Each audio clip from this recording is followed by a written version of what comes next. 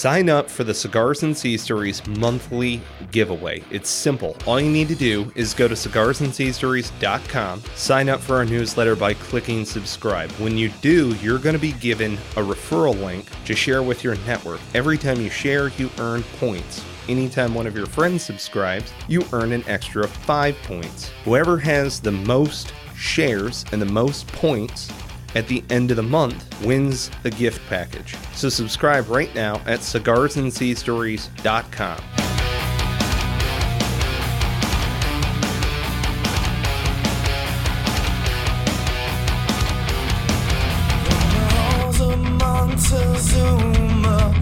Shores of Tripoli, we fight our country's battles in the air, on land and sea.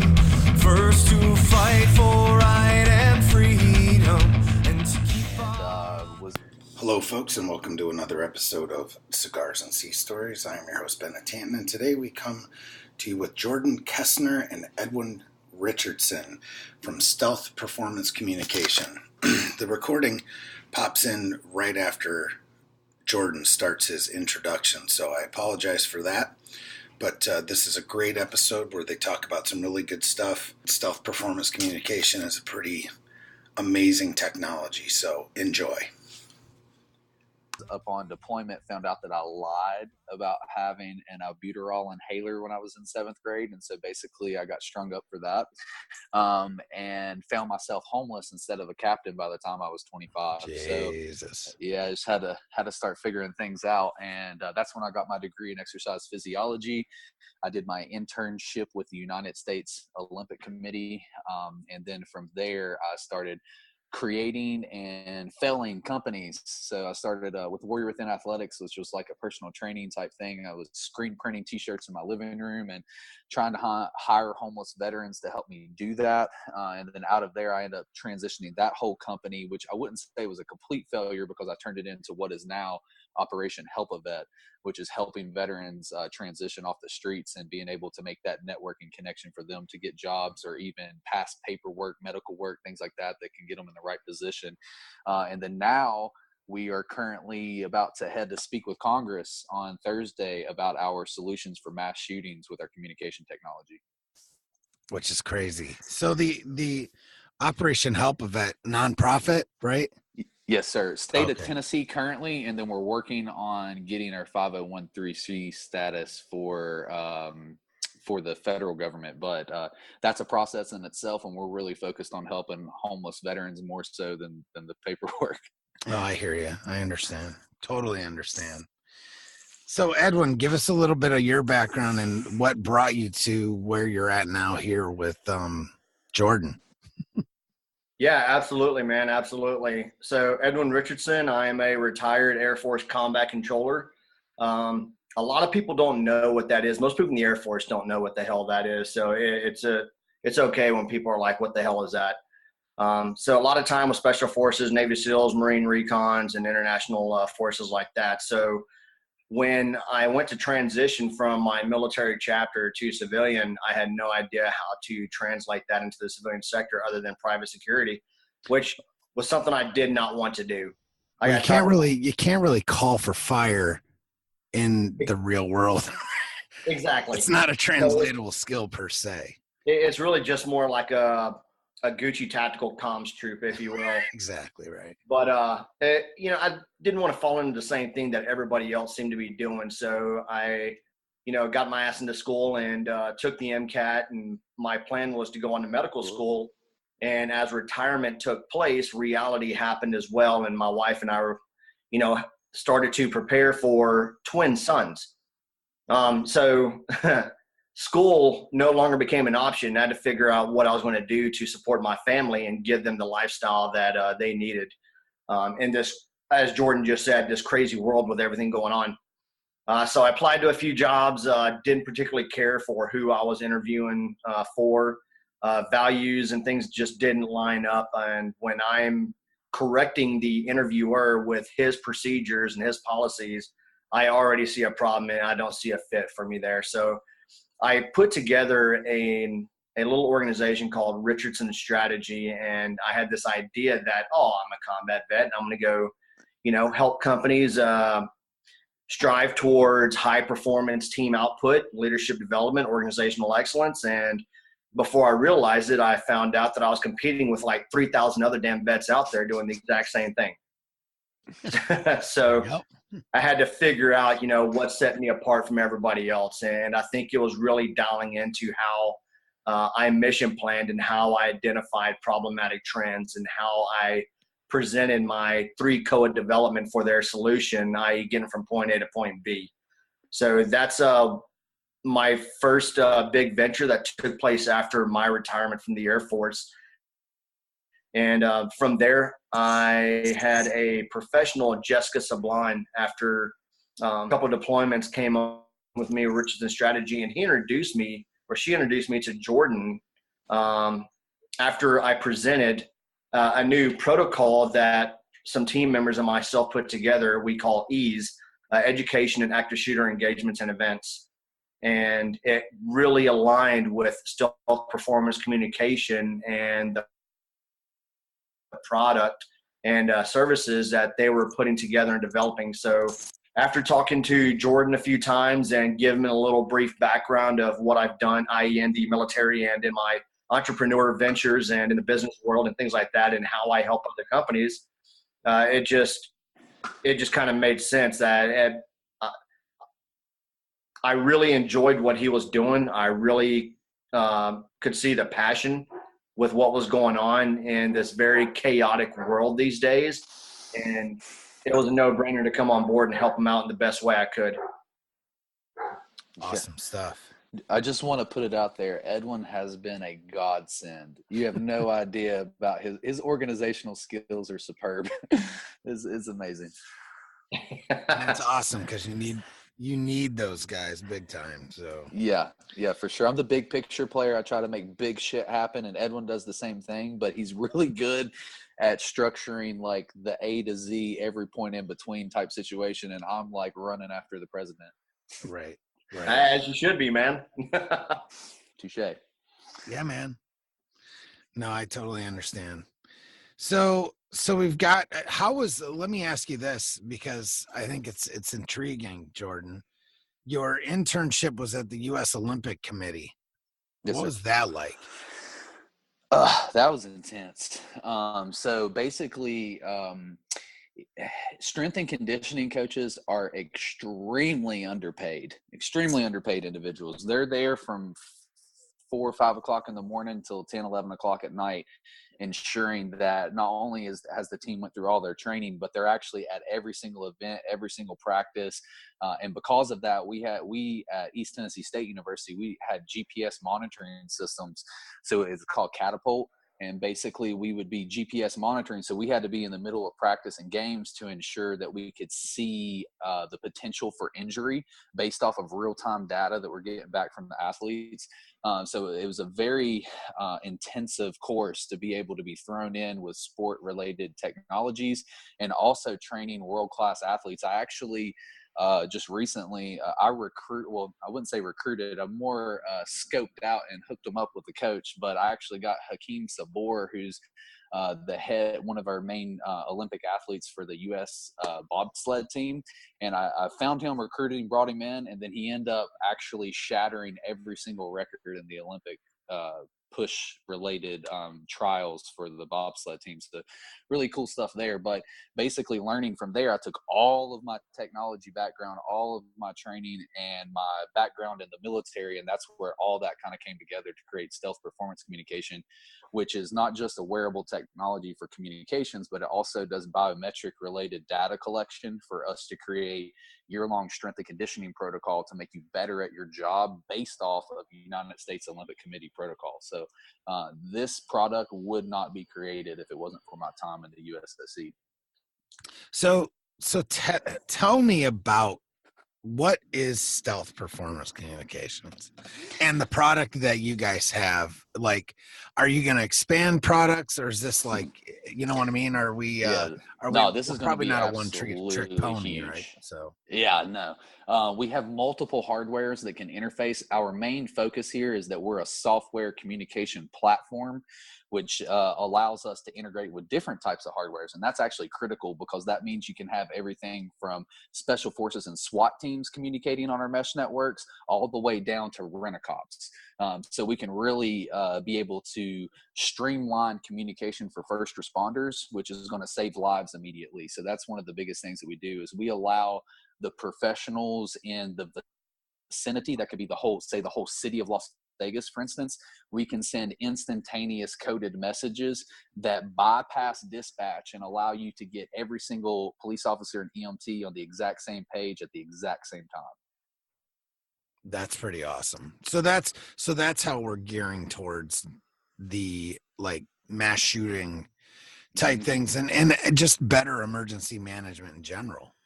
Because it's all based off communication. So I mean, hence the name, right? Performance communication stuff. So it makes a lot of sense. I think it's amazing. I think it's cool. The concept is great. So how are we making that happen? So what, like, if you guys got going on, and you said something about Congress, but I mean, and I know that some things you can talk about, some things you don't want to talk about. So, talk about what you want to. We'll keep a few things like up our sleeve, but we are heavily in research and development right now. We have a potential private investor that could potentially fund the entire situation. We don't really want to go into who that is, but of course there's potential for $100 million opportunity for us to really push this forward. If that comes into play, then that will allow us to build out this platform so that it goes to EMTs, police officers, and then even our application that we're creating for schools, which is a really big deal. I don't want to go in a whole lot of detail about our solution there, but that's actually why we're meeting with Congress, is because we can allow the first responders to integrate with a system that's at the school. So then therefore the teachers can alert the police or EMTs if there is an active shooter immediately without having any type of discrepancy or latency in their response time, which allows them to get there. And so if they are there, then you have more police officers that have the choice to enter the school, so that we don't have a bunch of dumbasses standing outside. And then second to that, you would have EMTs directly on hand, which means that they can be on the hip of the police officer. And as the police officer is engaging the active shooter and bypassing the individual that's injured, because that is the protocol, they have to engage the active shooter to keep from having any future casualties. Now you have an EMT that's instantly putting both of their hands and fixing this individual that could be bleeding out. So there's multiple factors why that's important. And I'd really like for Edwin to kind of add in on what he sees from his perspective, because we got a lot going on both ends, and we're both really working at it from different angles. Yeah, absolutely. So a lot of the stuff is, obviously the Gen 1 concept and the product that's going into development right now is something that is going to absolutely just change the world and how we tactically communicate on a broad level, as well as collect real-time data. But, what's really important to me is how we can, develop this into a programmable product, as in not just solely reliant on collecting biometric data, but what other avenues do we have out there? Jordan and I spoke a little bit about, some of the departments out there that are looking for this exact type of capability, i.e. Department of Defense, Homeland Security, Department of Energy, and Department of Transportation. These are some of the big things that we're starting to think ahead about to make sure that our Gen 2, Gen 3 are able to keep up and stay ahead of the game as far as who's going to start working on a prototype once this does go public. Definitely get into the sports network and things like that, as far as, kind of piggybacking on what Jordan said, is building the ultimate athlete and things like that, the ultimate soldier. These are very important things that are just so far ahead of the game. And when you're thinking about government procurements and things like that, it always goes into a bidding war, which is, this is not what this product needs to be aligned with. This needs to go to the level that Jordan is seeking out right now with the congressional sitting and talking to the people with the authority to put this out in the avenues where it needs to make an impact right now. Exactly. I think that's a really super important message that you kind of put out there just now, especially on the fact that I want to really emphasize the bidding war situation. First of all, it's always great to have competition because that creates innovation and that leads to better solutions. But the biggest thing that I want to throw out there right now is we definitely, obviously, have a very lucrative situation on our hand, but we are focused on providing safety for these individual students and whatnot, to the point that we're willing to partner with Department of Homeland Security, get this situation funded for all first responders, and give the product to public schools for free to keep these kids safe. Right. That's a big deal too. Gotcha. I love it. I mean, one of the things that's kind of cool is you're talking about the concept of like the first responder synergy. So like there's a medic or a firefighter with every cop. Doesn't like Las Vegas do something like that now? Aren't they one of the first cities to really like try and integrate those things?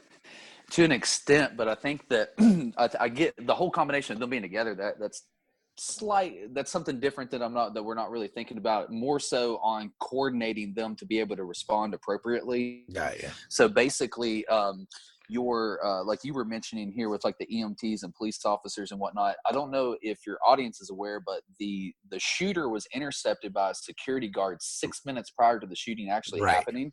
But not only that, 200 rounds were fired inside the Mandalay Bay Hotel without a single police officer being notified. So the shooting should have never happened. So if they would have been notified, had they had stealth performance communication, they could have sent out an instant alert that would have almost like an Amber Alert, so to speak, that would have went over the whole city, would have went to every EMT, every police officer, and every single security guard at the event to get everybody out. It would have never happened. Right.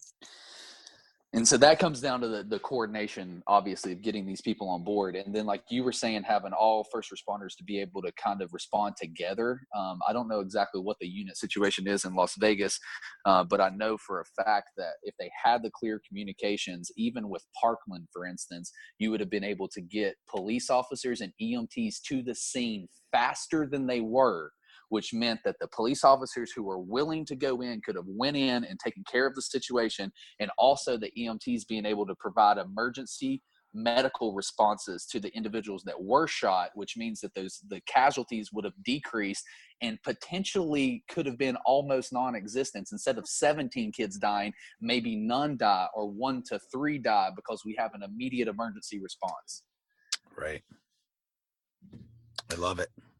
It's such a cool concept. And in this day and age, it really, why don't we? You know what I mean? Like, why isn't it already there? Exactly. You know, and I know it's like a ha-ha, but it's like so true. That's how I felt in the shower when I thought about it. I was like, holy shit. You're like, why isn't this a thing right now? Yeah. I actually created this product for in-game communications for quarterbacks and middle linebackers back in like 2012. And I first thought about it being like, okay, we could coordinate them. You could send out one message and it gets all 11 players on the exact same page at the exact same time. And you don't steal any visual information. So really, you don't change the game at all. You make people more competitive. And that's where we first started. And I realized that you could do stadium security communications and also integrate the EMTs into that. And then that's where we kind of spread off of this concept of a stadium is the perfect location to have all 3 of these communications. But really, we need these security communications all over the place and for every event to make sure that we can respond adequately. And because there's a super increase or actually really a decrease in the amount of time that it takes to respond, that's going to actually deter a lot of individuals from even creating a crime, because many of these mass shootings and large situations, they are scoping out for weeks and figuring out what response times are. And so if we can massively decrease that, then we could probably decrease their willingness to even do it to begin with. Good point. Really good point. Now, how would it work military wise, like inter squad or inter platoon communication? Is that kind of the concept as well? Well, one thing, I actually talked to a couple of commanders about this situation, how they love the fact that we could customize the communications between units. So depending on if a certain special forces unit wanted to completely separate their communications from everybody else, including the fact that no one knows what their codes are, which obviously would be very advantageous. We want to keep that. But we also want an intersecting communication. That's where you have what we call internal and external comms. So like internal comms will keep it within a certain unit. However, if you push a certain code, it will amber alert the whole system, which becomes an external communication to the whole network. And I think that Edwin, I'd like for you to kind of talk about this, but we were talking about the elimination of language barriers between countries. Yes. Would you like to hit on that? Yeah, absolutely. So we actually hit on this a little bit ago with tactical comms and my position coming out of the military as a combat controller. So my job was to be the air-to-ground liaison, if you will, between aircraft flying and combat sorties with the ground force commander on the ground. So my job was to battle track and present real-time data to the ground force commander to make those decisions. One of the biggest problems that we have, even on the most simple level with nothing really in any kind of chaotic event, was just comms is a nightmare. It is.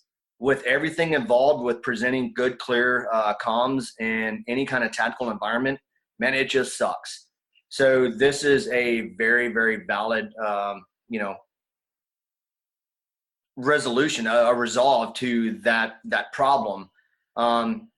Nowadays, in any combat situation, you're going to have a host partner nation, a host partner force, some other partner force with you that does not speak the same language. That's why we have these interpreters and whatnot maneuvering around with us. So you consider a special forces team or a naval special warfare team or an MSOT, out anywhere, tactically moving around, typically at night, and they're trying to conduct an operation with an entirely separate team where your rehearsal, your training, your communication, everything is just so minimal.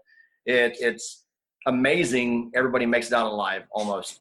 Yeah. So you figure the time it takes for an incident to take place or shots to get fired out, and the amount of time it takes for anybody to grab that terp, tell him exactly what he needs to tell these other team of individuals who do not speak your language, that something needs to take place right now and in a very particular order. Chances are it's not going to happen the way you need it to, and it's damn sure not going to happen in the time you need it to. Yeah, that's the truth, man. So I think we all have enough experience that we understand what this is and the reality behind this. Mm-hmm. So now you're taking a system that is on a encrypted coded messaging system where you can have an individual apply basically like an execution checklist, if you will, or a series of messages between your entire team, between your entire partner forces team, and you have the time beforehand during your mission planning phase to make sure everybody understands what this particular message means. And it happens instantaneously once you send that message out. And it's not just there, but it's everybody on that particular network. So in a very chaotic, traumatic event, that message can go out real time to even your higher headquarters. So, these very integral pieces that need to take place, you're streamlining that comms relay, you're streamlining the kill chain, if you will, and you're completely taking away the language barrier, which in my mind, in my experience and background, that is just a game changer. Yeah, the language barrier for sure. Now, is it because it can go out in their, whether it's on their arm where it's like in their own language, or is there also like audio with this?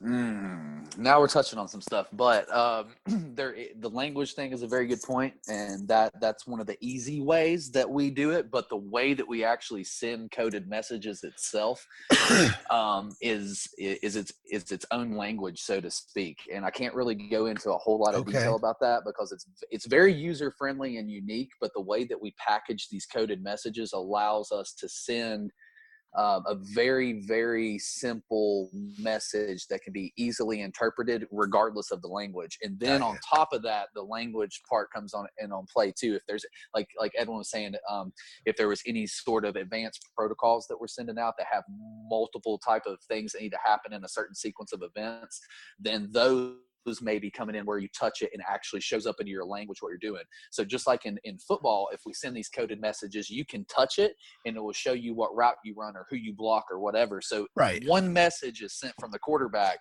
and everybody gets a differentiated outcome based off of what they are supposed to do on that play. So a similar situation in chaotic events. Also, if you have a combat medic approaching a scene, let's say you have like an IED explosion, you got 4 people injured.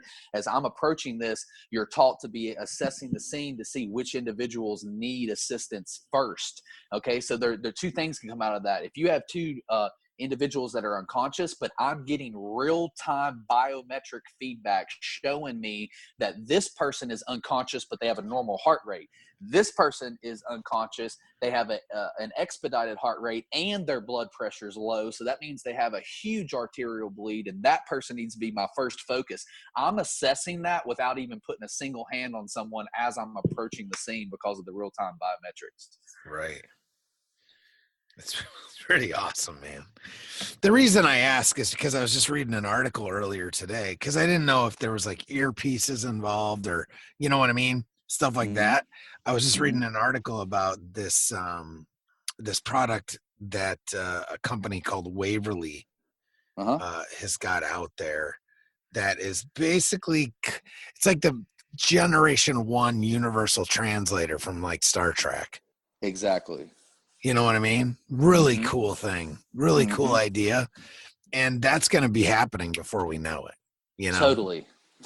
Sometimes you can't have auditory communications in very chaotic situations. Oh, absolutely not. And it would be better not to, frankly. Exactly. That's why we remain stealthy. So we don't like that. You don't want to be communicating. Okay, for instance, even I use this a lot where I live when I'm trying to explain it to people because we have a very bad epidemic of methamphetamine labs and things like that where I live. And so if you have a SWAT team that's approaching a methamphetamine lab, first of all, everyone that's involved in that lab has heightened senses in the moment because they're probably jacked up on methamphetamine, meaning that they're hearing, their sight, a lot of things are being tampered with, where if you are talking, you're just easily giving away your location when you could just be pushing buttons that literally say the exact same thing and notify people without having line of sight communication.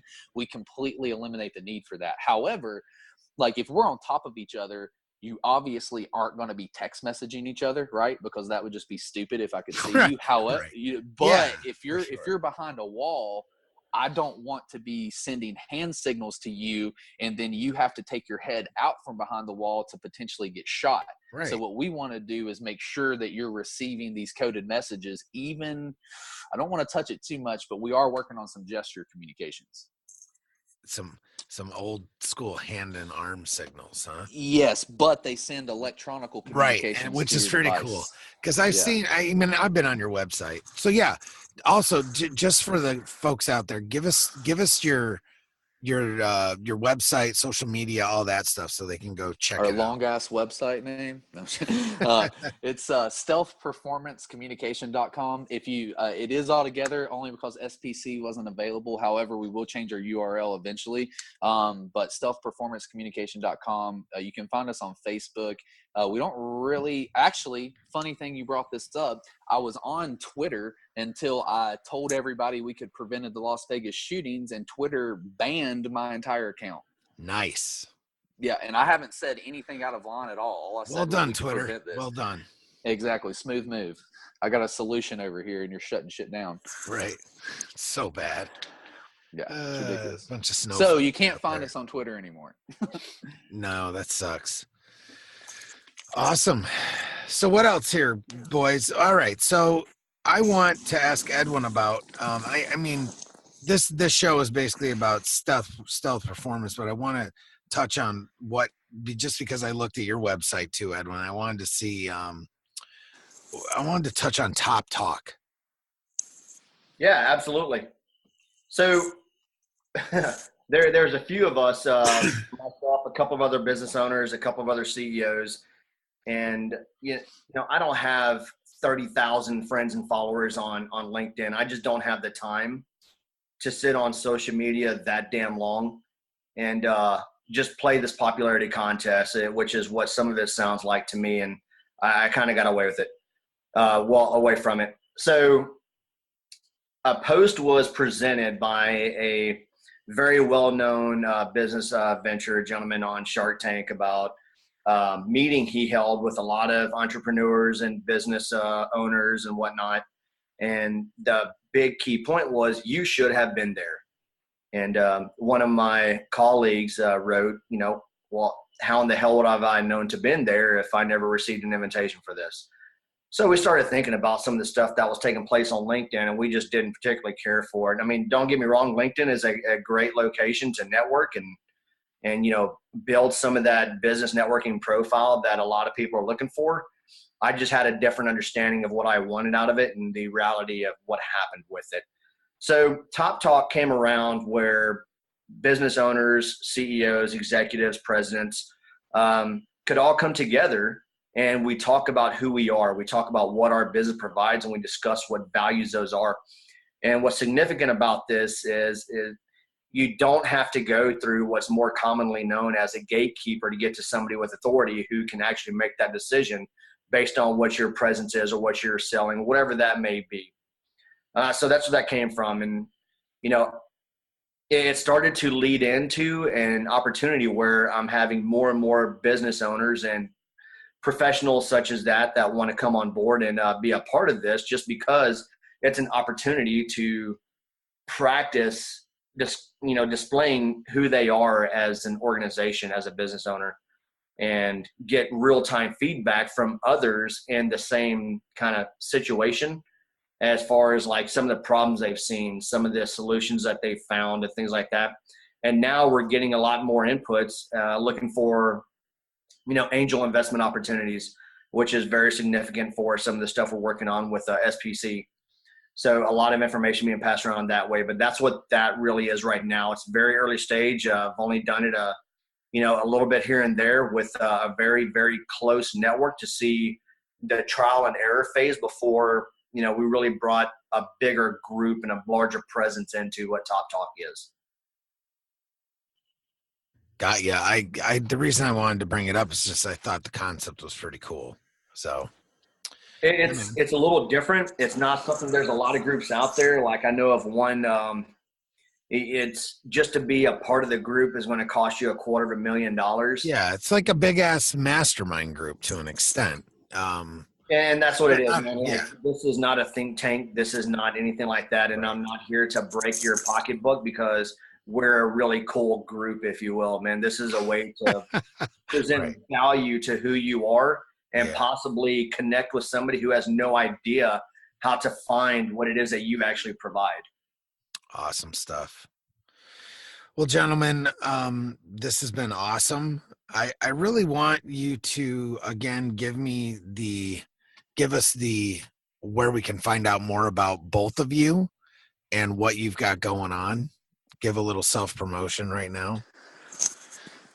Well, you can find me, Jordan Kestner, on LinkedIn. That's where I do a lot of my heavy hitting. And then as far as the website goes, stealthperformancecommunication.com and operationhelpavet.org would be a great situation if you want to help out homeless veterans. Good stuff, man. Edwin? Absolutely. So Edwin Richardson, I'm also on LinkedIn and Facebook from time to time. RichardsonStrategy.com is my parent company, initiated Top Talk, and I am 100% invested into Jordan's vision and getting SPC up and moving in the right direction where it needs to, and really make an impact and change the world. So again, folks, stealthperformancecommunication.com, and like he said, you can't find him on Twitter, but you can find him on Facebook, and you can find him on. Are you on Instagram or anything like that too, or not? I think we are. We are on Instagram, but if you would like to, tweet at Twitter and let them know how they screwed that up. There you go. Yeah, little petition. Yeah, exactly. Bring me back. Right. Bring Jordan back. You'll see a lot of updates on Stealth Performance Communication through my Instagram, Richardson Strategy as well. This is a complete, partnership between myself and Jordan. Man, I love what he's doing. Like I said, I'm completely invested into this, and we're here to get this up and going the way it should be. Cool. Awesome stuff, guys. I really appreciate you guys coming on and talking about this. I think it's a product that definitely can change the game, and it will change the game. Yes, sir. So I'm really looking forward, and I'm planning on staying in touch. So Yes, sir. we can maybe work together synergistically at some point with products or this product or different products. Yeah, for sure. I've thought about it too. So absolutely, we should definitely have like a follow up here shortly and start going through some more updates. Yes, sir. So heck Thank yeah, you man. for letting us on here, Bennett. Awesome. No problem, man. It's my pleasure. I love this shit. So we will get it out there and spread the word. Okay. Awesome. I appreciate it. All right, guys. Appreciate it very much, guys.